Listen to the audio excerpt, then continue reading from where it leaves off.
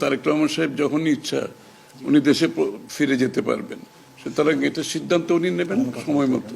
জুলাই সনদ নিয়ে তো অলরেডি আলোচনা চলছে দেশে, এবং এই ব্যাপারে আমাদের মধ্যে অলরেডি সিদ্ধান্ত আছে যে ঐক্যমতের ভিত্তিতে জুলাই সনদ হবে, এবং সংস্কারের ব্যাপারেও একই উত্তর আমাকে দিতে হয় যে ঐক্যমতের পরিপ্রেক্ষিতে আমরা সংস্কার এবং জুলাই সনদ দুইটাই করব, সকলের ঐক্যমতের পরিপ্রেক্ষিতে সেটা সিদ্ধান্ত নেওয়া হবে, এবং এটা আমি নিশ্চিত এটা খুব কম সময়ের মধ্যে আমরা সেই সিদ্ধান্ত নিতে পারি। হ্যাঁ, ঐক্যমত যেখানে হবে স্বাভাবিকভাবে ঐক্যমতের পরিপ্রেক্ষিতে যে সিদ্ধান্ত হবে স্বাক্ষরিত তো হবেই, না হওয়ার কোনো কারণ তো নেই। সব বিষয়ে আলোচনা তো হবে স্বাভাবিক।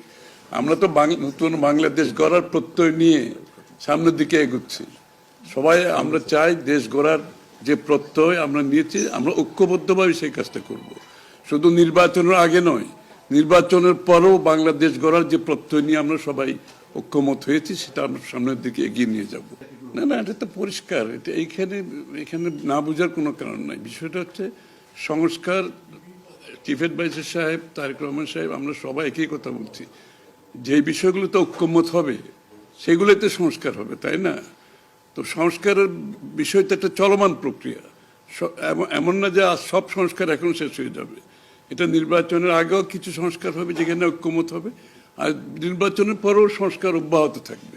কারণ আমরা যেই দেশ গড়ার প্রত্যয় নিয়েছি, সংস্কারের প্রয়োজনীয়তা সবাই অনুভব করছে এখানে, সুতরাং আগে পরে সংস্কার চলতে থাকবে। তারেক রহমান সাহেব যখনই ইচ্ছা উনি দেশে ফিরে যেতে পারবেন, সুতরাং এটা সিদ্ধান্ত উনি নেবেন সময় মতো। প্রথমে আমাদের দুই সাইডের ডেলিগেশনের সাথে হয়েছে, এবং পরবর্তীতে 1 to 1 ওনারা দুজনে দীর্ঘ সময় আলোচনা করেছেন। নিশ্চয়ই সন্তুষ্ট। শুধু আমরা তো বলছি নির্বাচনের আগে নয়, নির্বাচনের পরেও দেশ গড়ার ক্ষেত্রে আমরা সবাই একসাথে কাজ করতে হবে, নতুন বাংলাদেশ করতে হবে। আর সন্তুষ্ট না হলে তো যৌথ ঘোষণা আসবার কথা নেই। তো এটা তো নির্বাচন পরবর্তী সিদ্ধান্ত, যারা নির্বাচিত হবে তাদের সিদ্ধান্ত, সুতরাং এখানে তো আলোচনা হওয়ার কিছু নেই। জীবনের সাথে চলে high five, all time healthy life. নিশ্চিন্তে খান স্বাস্থ্যকর অল টাইম পান, অল টাইম হেলদি লাইফ।